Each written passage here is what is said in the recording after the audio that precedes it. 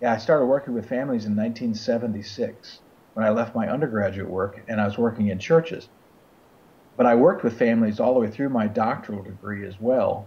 So I tell people that I've been working with families since I was 22 years old, which was 40 years ago, roughly.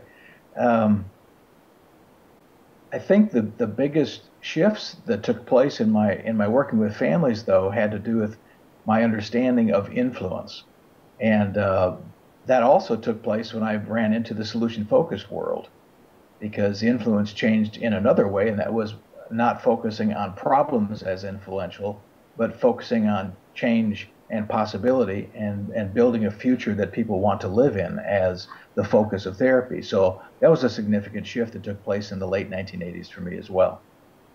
I ran into Steve de Shazer at a conference in the mid 1980s in New York City, and he handed me his business card, and he wouldn't look at me, and he walked away. And so I just tossed his card aside. Later, I ran into Bradford Keeney and I described this really strange man that I'd run into at this party. And Brad said, "Well, that's Steve de Shazer." And I just wrote the foreword to his first book, Patterns of Brief Family Therapy. So you'd need to go read that when you get back to Texas Tech. So that happened real early in my career that I ran into Steve, literally. And then I was able to begin reading his works. And I read every one of his books the year that they came out thereafter. So my introduction to family therapy coincided with my reading of Steve DeShazer's uh, brief family therapy book, the Patterns book, as it's called, because it was such a good introduction to systems thinking.